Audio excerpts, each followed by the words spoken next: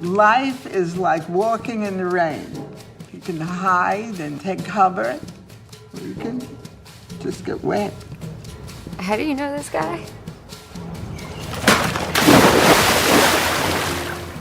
It's kind of a long story. Hey! Hey! Hey! I got a doctor's appointment. Burns when I urinate. I love a good magical mystical Negro, especially when he's white and a metalhead. See, I don't think he's necessarily the magical Negro, because usually those guys... Because he's white. Well, no, usually those guys are kind of flawless. They're like, okay, they have problems, but they're like, they are so pure of heart and spirit, you know? You wonder how they ended up homeless in the first place, aside from being black. Well, you know, But here, this guy, I mean, he's got some advice, but most of it is just kind of like he got from a Metallica song, presumably. He's a douchebag. I mean, the thing is calling this guy, what do we Magical call him? mystical Negro. Magical mystical Negro. Magical That's mystical basically- stoner which is basically metalhead. the black version of Obi-Wan Kenobi. Yeah. This guy is nothing like that. Only because it's like a bunch of Metallica albums gave birth to this guy who just is like has nothing better to do but to ruin the lives of people who already have their own bullshit going on. To be fair, he had Motorhead as a nanny. So. Okay, so one Motorhead song. It sounds like he's the opposite of the magical Negro, whereas he's there not to help people. Well, you know what? The Initially, thing no, is, he not at ultimately serves the same purpose, right? Like that, a character like that would, if he was really kind of the central character who shakes up people's lives and makes the humble, somebody who's humble that you don't expect it from, and they drop those pearls of wisdom that make you go like, oh wow. But I've been an asshole. But you know what? He's He's a lot more like, except unconsciously, like Alan Rickman in Truly Madly Deeply, where he comes into the story and just starts being a huge dick to the point that these people have to be shaken out of their complacency. Yeah. He's not dropping pearls. He's basically taking dumps. No, he gives advice. His advice is usually given through intimidation, vandalism, and fire. So it's exactly like my high school years. High school Even years? with the soundtrack. It's exactly like Wait, are this you was sure? last week for you? Are you sure you're not talking about the shit you used to scribble on your books? The person who you wanted to be? No, this was actually pretty much me. At least that's not what I told the cops. Living in a truck and banging Natalie Portman? Really? No, not that part. Not that part. From that description, it sounds like the God from the Old Testament. Man, in a way, you were kind of right, because this dude just pops up out of nowhere. Because the movie, we open up with a kid named TJ, and TJ is just going a little kid. He's so little that bullies just step on his ass, just rub their shoe on Even him. Tiny Tim calls him a bitch. You wonder what's going on in his high school, because he's sitting in the class with all these kids, and everyone is twice his size. He's the runt. Yeah, I mean he's the runt of runts. Maybe he's a Doogie Howser. Maybe whatever he is, he doesn't seem that smart. This kid has some major problems. Nobody likes him. Somebody in the family has just died. I'm not telling you immediately who it is, but somebody very close to him has died. He's obsessed with a car and will drive, almost kill himself riding his bike across town to get to this car that's being hauled away.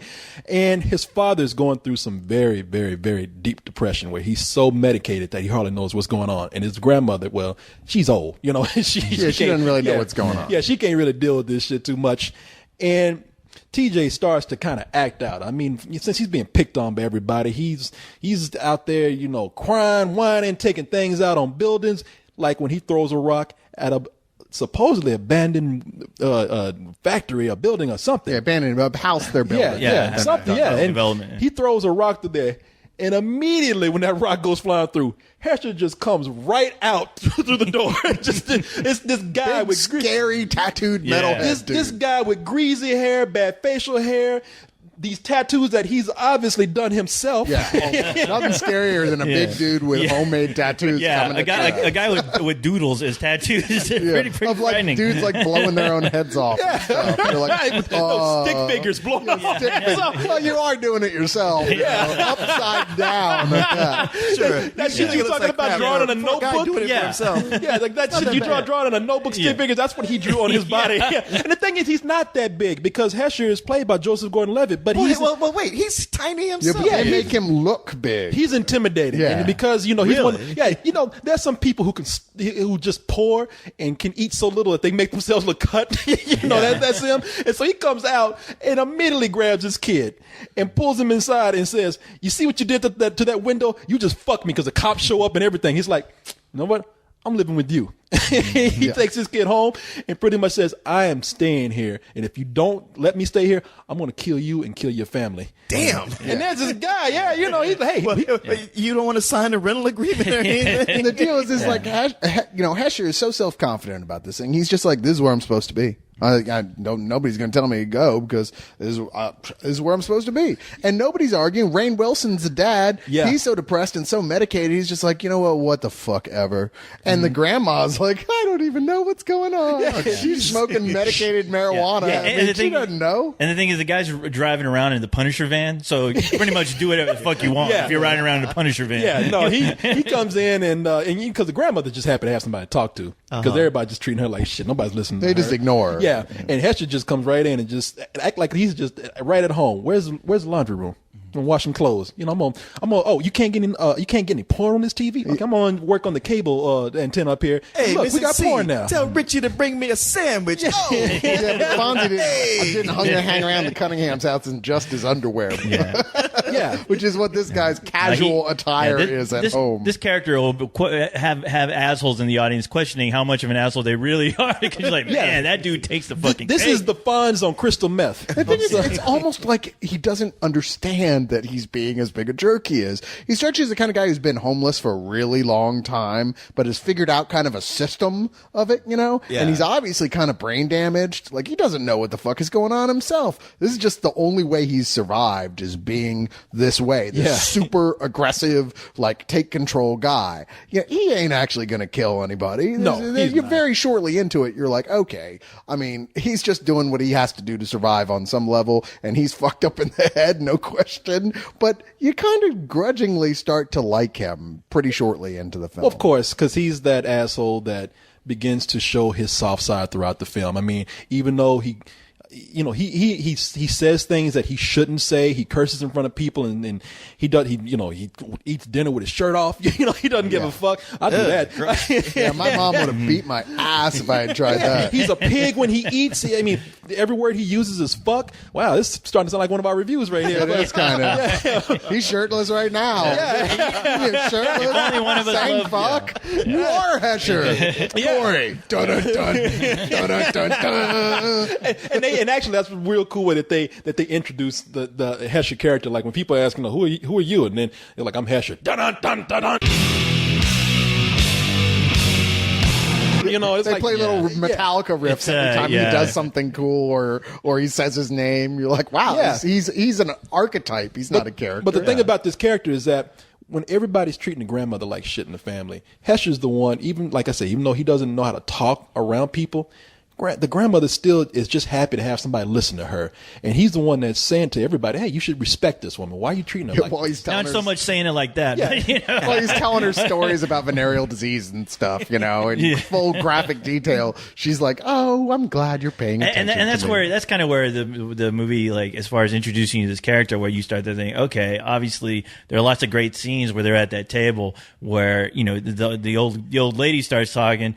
And you see his eyes where he starts to gaze at her, and he's actually paying attention. And you feel like he kind of sympathizes for her. And that's the point where you're like, okay, this guy isn't just a fucking all out asshole that you're waiting for the dad to fucking wake up from his coma and like beat his ass and throw him out the window. Yeah. But the thing is, this character, like, he comes out of nowhere to get involved with this family who's going through their own like really terrible shit, to where they're all pretty much walking zombies, and it's like he's there. He's the one who's like lighting, setting the house on fire, going, hey, pay attention to what's going fucking around you. Look at it, and that's kind of like the whole premise of this movie. I love the way weird, super violent, unpredictable anarchist way. Like earlier when the cops pull up and he's with the kid, his way of dealing with the cops is lighting half a stick of dynamite and throwing it out the window. And you hear the cop go, Jesus Christ! And this huge explosion. And his advice for his grandmother is, his grandmother's like, I want to go for a walk. You gonna come with me tomorrow, TJ? And he's like, I don't know, Grandma. And he's like, you should walk with your grandmother. She might get raped. They might use their fingers. They might use their penis. They might do in their ass anything. Yeah, they might Grandma's figure. like, I don't think that's going to happen. I just want a nice walk. Yeah, man, maybe I'll just stay home. Haven't you heard of the grandma rapist out there? But then you enter the character, Natalie Portman's character in the film, which comes in, about maybe not quite halfway through, maybe a little bit before that, but it's a little ways where we get to her. Yeah, it's way and off. Yeah. She's a local kind of, what's the word I'm looking for? Mousy lady who saves TJ from a fight. And TJ sort of starts getting a little bit of stalkerish with her, really, not in a sexual way, as a crush on her. Yeah. And Hesher figures this out in no time flat. And so decides he's going to focus on, bringing her into the fold of this, relationship of people of what's going on. And this, of course, does not work out too great right off the bat, because when he first sees him, his way of dealing with it is like she gets into a fender bender with a car when she's in front of him. She bangs into the car in front of him. So the guy gets out, starts yelling at her, "You dumb bitch!" He steps out of the car and goes, "Hey man, what was the deal? You reversing into this girl?" He's like, "What, are you crazy? That's not what happens." Hesher takes his shirts off, says, "Are you calling me a liar?" Yeah, I think I can be some help here. Oh, that's not the whole thing. She was just sitting there and you backed right into her. I what? I don't know what's wrong with you, man. Why would you back into a car? It's fucking retarded. I don't know what you're talking about. Well, we should probably start talking about paying for her damages. Look at this shit. I did not back into her. Call me a fucking liar? Look, what is going on here? I don't know. Sounds like you're calling me a fucking liar. No. Okay, all right. I don't want any trouble. You don't want any trouble? No. I think you do, Miss Piggy. This is ridiculous.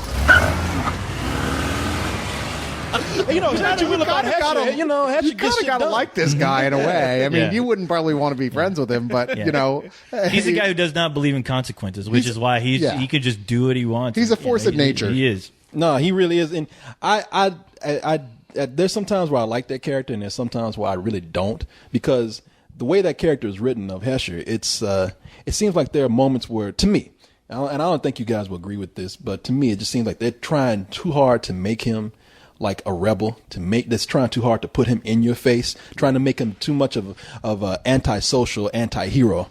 And at one point, I'm believing in this character because look, it's nothing. They get it right off the bat. They let you know that like this is sort of a fable of its own. Yeah. This character, he's a mythological character that for modern times, this is the kind of character we want to introduce for today. It'd be like dropping an Asgardian in the middle of the suburbs. Yeah. Oh, okay. Yeah. I was gonna throw back to Sukan, but if you say Thor, okay. Oh yeah, I mean he's maybe not. Maybe more like Volstagg or something. Yeah, he's a character that you can. Look, you're looking at Hesher and you're like, God damn, this man should be in jail. I mean, there's no way that he could do the shit that he's doing on a regular basis like this. The cops don't show up in this town at all unless you throw a rock through a window. I mean, that's the only time and then they're immediately. And then they don't do shit when they're there, when they show up. It's like cops in Austin. You call them for a real crime, they don't show up. Okay, Leon. But a ticket, they all on top of that. Really? Because they're really responsive to me. I just call them, they show up. I'm just like, I think there's a Negro in my front yard. And they are there. You get a SWAT team. It's hunting season. And usually that's Leon just showing up for a Leon. Cyrus does that just to fuck with you. We hate to give you some advice because we know how you feel about cops, and from what you're listening to right here, you're going to try that shit, throwing dynamite at them. You're going to get shot. Hey, I might as well. Yeah, at this point, what you say? What have I got to lose? But man, there are times where I'm like, okay, I don't expect this to be realistic. I know the cops aren't going to show up to arrest this guy because of the mythological characteristics of him in this film. But I just felt like, okay, you know what? You've shown me enough of him being very antisocial where I don't think you have to take it this far. Like, I'm not even talking about some of the acts that he commits. I mean, he gives a speech at one point in the film, and the film doesn't seem like it's really all that not the film, but the speech doesn't feel like it's all that well written. It just seems like he's being vulgar because that's what they have to write for this character. Mm-hmm.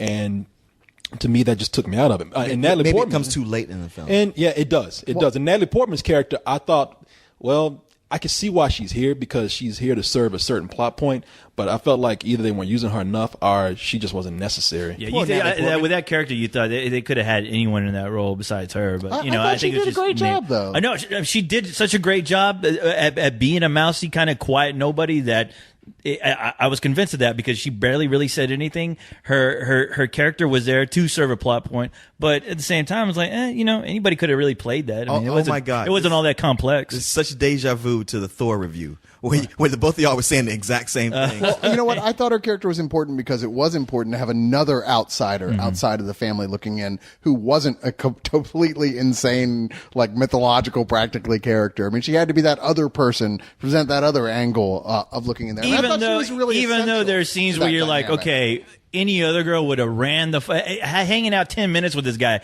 Any other girl would have fucking ran the opposite direction. Well, any of what other was family going on. would have called the cops immediately. But you know what? That's the premise that we have from Hesher from the get-go, is that these people, for the reasons of the people that they are, the situation they're in life, they don't. Because honestly, he's the most interesting thing that's probably ever happened to them. And serial killer Richard Ramirez got lots of wedding proposals. Ted Bundy got laid all the time before he was even caught. You know, he was good at that shit. That's true. Yeah. No, I can see Hesher getting a lot of Corey girls. is like, had sex with God knows how many women, and you know how many corpses he's got in the back. I gotta agree with you there. You got your biographer right here. I'm just saying. He'll be the first one to get Please write this piece of shit, I'm waiting Corey for- Coleman by Cyrus. I'm waiting for Cyrus to go in there and start sucking his dick or something. But you know something, man? Just guy I go to wanna sleep. be. That's it. You'll be fine. posthumously. It is funny that you should say that we're repeating the same thing about Natalie Portman, because I like Natalie Portman so much more in this movie than I did in Thor. I thought that she was given a character that actually had some character to it. And I just kind of wish they'd done more with it, because I liked that character. I liked her acting. I thought it was something that she got to do that was a little bit different. And I wanted her to just to be in that film more. But, I agree with you. I thought this was a neat character, and she did a good job playing, and I would have liked to have seen more, but she wasn't in it any more than she needed to be, too. The story wasn't really hers. I mean, ultimately it is Hesher and the purpose he serves to this family. And I thought in the context of all that, it worked really well. I thought everything kind of worked really well. I didn't have the same problem you had, as which you already acknowledged, of like feeling like they went too far. So because he is supposed to be that totally insane, like he has to be that insane to break them out of it. Plus he is the humor in the film. If you were to take this exact same movie and replace Hesher with just some normal guy who walked into their life, it would be the most dark. It would be like The Pursuit of Happiness. It would be like nonstop, just drowning melancholy until it was just a pit of darkness. You're like, what? God damn it, man! What the fuck am I even supposed to like about this movie? But here, he is he's obnoxious as shit, but he's the light and the life here, and he's fun to watch. well, you know what? Speaking of this bottomless pit of darkness, I'm gonna, look, I'm just gonna go out on a limb here. And I'm just gonna make some predictions now. Of course, you know the Swami Corey Coleman often makes these predictions, and they come true. So I'm just going to put one out there right now. I can't ever hit the lottery, but I don't know what the hell we're talking about right now. I'm gonna ever has. I'm just going to make a prediction here, and I'm going to say that Rainn Wilson one day, maybe not today, maybe not tomorrow, maybe not in the next 2 years, but one day he's going to get a role that's going to make him an Oscar contender, because that's a guy that we begin to see his dramatic acting more and more. And he is in this film, the person that he had to play, after seeing Rainn Wilson do years of comedy and thinking like there's not much to this guy, he's coming out to show us that he's an incredible actor, I think. This is a movie that I like. I like him. I like this movie because of him. Yeah. It seemed like an extension of the character he played in Super almost. Really? Yeah. In some ways, I agree. Because, I mean, Yeah. Super's still my favorite film this year. And just the fact that y'all mentioned that Rainn Wilson was in this movie, I immediately thought, I got to go see this. Yeah, and you're like watching the movie. It's pretty obvious that you see him act. You're like, okay, yeah, one of these days he is going to get that one script that's really going to shoot him up to Oscar caliber actor. Which I think he already is. He is that already. I think so it's too. unfortunate that this movie I don't think it's going to get that big of a release. I keep seeing it's going to get a limited release. Yeah. But I mean, that's one of the things about this movie too, which is really great, is seeing like how tragic his character is in this film, and seeing how him and the Hesher character actually kind of play off each other in a weird, strange way. But that's one of the charming things about the film, and it's because in this weird way, it is very charming, even though it's like a bit of charm and somebody throwing an M80 into it. But it's like South Park doing a feel-good movie. It is, and it's in so a weird way. vulgar. and Hesher, in his own weird metal like logic and metal ways of using metaphors as far as like pointing out the obvious of what's going on with his family. I mean, he is that one guy that says everything in the most vulgar way that makes sense to what's going on in the scene. And I can't do nothing anyone could say to you in a normal tone of voice is going to shake you out of this complacency that y'all have thrown yourself into this zombie-like states. So I've got to do something totally fucking insane and fucked up and wrong to just make you even like blink and be self-aware for a second. And that escalates through the film in a lot of ways. Yeah. I mean, the only one who seems even mildly offended by all this is TJ himself, who's more than anything just terrified of this guy, but he's got no one to help him. You know what, thinking about this though, the more we talk about it, the more I think about this is the closest thing that you could probably get to a Fight Club as far as like a young boy's perspective of the whole idea of Fight Club as far as the other persona of of rage. I honestly thought the character was a figment of this kid's imagination, like his all-out rage, is this character. That's what I was thinking at first too. Yeah. If it wasn't Natalie Portman, if she didn't show up, then I could have seen it going like I could have seen it going kid like the that, whole too. time. And, He is Tyler Yeah. Durden. Which don't worry, I'm not. They make it very clear that he is very real. He's a very real guy. Even though that's one of the cool things about the movie. You could still see it as the extension of a disturbed kid's mind. And that's the thing about TJ. TJ is he is going to grow up to be Hesher. I mean, Who's the actor playing TJ? A kid named Devin Brochu. Who, I mean, just looks crazy. It's like, every time he gets beat up, I'm like, you better quit fucking with that boy, because he's going to come up, grow up to kill everybody. That's why I thought, like, it's two things that I could see in this film, and I'm in favor of both of them. One, I'm a little disappointed that maybe it wasn't an extension of this kid, like it wasn't obvious, because you can see this kid growing up to be that character, everything that he's going through, or that's him from a future place that's telling him, don't be this. And that's what it could be. The other thing, though, is that even though I'm not loving this movie, I would love to see the Hesher character bring his form of therapy to another disturbed family or somebody else who needs help. He needs his own sitcom. That's what you're saying. Because Hesher is funny the way, look, if you're getting help from Hesher, expect it to be not very easy at first, because Hesher shows up. This kid is getting beat up by this one bully all the time, and Hesher shows up to like watch. Like you think like, oh shit, Hesher's about to exact some revenge here. Hesher's gonna take care of that bully. Don't you worry, TJ. And Hesher just walks in, looks, and the kid's like getting his face stuffed into a urinal. He looks up and he's like, oh, thank God Hesher's here. And that face goes back down that toilet. He looks back up, and Hesher's gone. And sometimes Hesher orchestrates that shit for him to get beat up. But part of it is like he's trying to teach this kid to stand up for himself in his own metalhead, convoluted way of thinking. He's like, man, I can't come in and save your ass. We're fucking just gonna beat your ass even worse next time. He's not wrong. That's exactly what would happen. Yeah. He doesn't even have to say it. You're like, okay, so instead he enacts revenge for the kid, so it looks like the kid is the one who's doing these things to the bully. He's not, but it's some awesome revenge anyway. No, it's crazy. I should just stand there and just look at you. Things happening to you, just like, nope, man, I'm not on the clock right now. Were you that boy?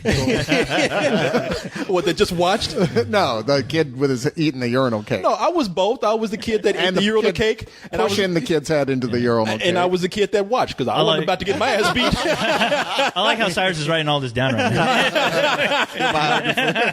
Help me, Corey. I'm like, I can't do nothing for you right now. Sorry. Yeah, no, it's help me, Corey. Corey's beating me up. I can't help you, Corey. Corey got his own stuff to look after. Yeah, man, it's I really do like this movie, and I had to say, outside of Rainn Wilson, who like I said, I love that this movie has brought him one step closer to people recognizing the great actor that he is outside of comedy. Piper Laurie, who plays the grandmother, I thought was really good. She's like I think she was like a leading lady back in her day. Oh yeah, most definitely. Yeah, and she was a beautiful woman in here. It's amazing. One of the bright spots about this film is her and Joseph Gordon-Levitt. They're acting together. There's some really great scenes with them together. Oh yeah, yeah. Yeah, no, smoking weed together and all that kind of shit. Yeah, You gotta love that. Yeah, I'm which I'm hoping to sad. God that was real weed. I'm only sad I never got to smoke pot with my grandmother before she died. That shit would have been off the hook. Well, was she cremated? Because you could have smoked her. Oh, see now that You always go too far, Leon. Too far, Leon. Okay, now it's too. And just find yourself another old person with some medicinal weed. You know, they got it all the I'm time. gonna go work at an old age home in my spare time. Hey, Leon, can I smoke you when you're done serving your purpose here on this planet? I can see, Cyrus, don't you do that, man. Don't you go to an old folks home and work, because all you be doing is just smoking weed in front of those old people. They're like, my medicine. You're like, you don't need this right Shit, now. I'd be just working there to take their medicine. Don't you know this stuff will kill you? He'll be too eating their applesauce. He ain't gonna be smoking. He'll take everything from them. They'll be starving to death and eating their Flintstone vitamins. Hey, whatever, man. You're gonna die soon. I'm still young. Exactly. I need sustenance. So I'm waiting for you to die so I can smoke your ass right now. No, you know, I like the acting in this. I like this character of Hesher. I would like to see him in a movie where, you know, like I say, he's in a different environment with a different family. Like I said, the character himself is, Put him in a Saturday morning cartoon like Mr. I'd T. love to see his own cartoon. I would love to see Hesher in the Avengers film. I always think of it more like an Incredible Hulk type scenario, like the old TV show where he travels and he's being chased by like the now James Hetfield, who's like all pissed off at him, you know, with the cut hair and everything. Wouldn't that be awesome? I'd love to. No. That'd be the best show ever. Maybe you know, Mr. T could be. But you're right. I am repeating things I already said. I've already stated what I like and don't like about this movie, and then when you put them all together, it kind of adds up to just a average matinee to me. Dang. Well, you know what? You know, we talked briefly after the film. I was kind of surprised that that's all you thought about it, because I thought this movie was thoroughly charming in a really original way. While the formula was familiar, it really shook it up in a lot of ways. And I thought Joseph Gordon-Levitt was absolutely hysterical to watch in this role. Every time he's on screen, which is most of the film, he just lights it up. He's unexpected. He does just crazy, anarchic, fun as hell things to watch. I mean, it's a funny for a movie that's premise is so dark. It's pretty much you laugh through the whole thing. I give this an enthusiastic full price. Yeah, I think whenever Joseph Gordon-Levitt is on the screen, he chews up the scenery, especially in this movie. And the thing is, yeah, you're right. It does take a familiar premise, but it completely, throws a fucking stick of dynamite in it. And you're just like, wow. Because, I mean, honestly, I could not predict for a single moment where this movie was actually going to end up. Just by watching this character being unleashed on this poor family, you're like, okay, wow, how are they going to fucking handle this? And I thought it did a great fucking job of doing it. And you're right. At first it did seem like, this seems like an indie film that, I'll probably won't remember. But I'm still thinking about this film, so I have to give it a full price, definitely. Yeah, so screw you, Corey. Yeah, I got to say, from everything I was hearing, I thought, okay, full prices across the board. No, I mean, it made me want to go back and listen to all my goddamn Metallica albums, all the good ones again. I went home and immediately put on Kill 'Em All. Oh, yeah. I put on Injustice for All because the Hesher theme is The Shortest Straw, right? Which is the dun dun dun, the one you keep singing. Yeah. Well, that's the one the one you keep butchering. That's his lead motif. Now you can see why they liked it so much. I mean, we got Beavis and Butthead over here. Sorry, Daria. Are you threatening me? Corey Rhea, cha-cha-cha. Everything you like about this, fire. Hesher's cool. I hate to say it, he's got a valid point. Yeah, Hesher rules. Did I miss something? Not really.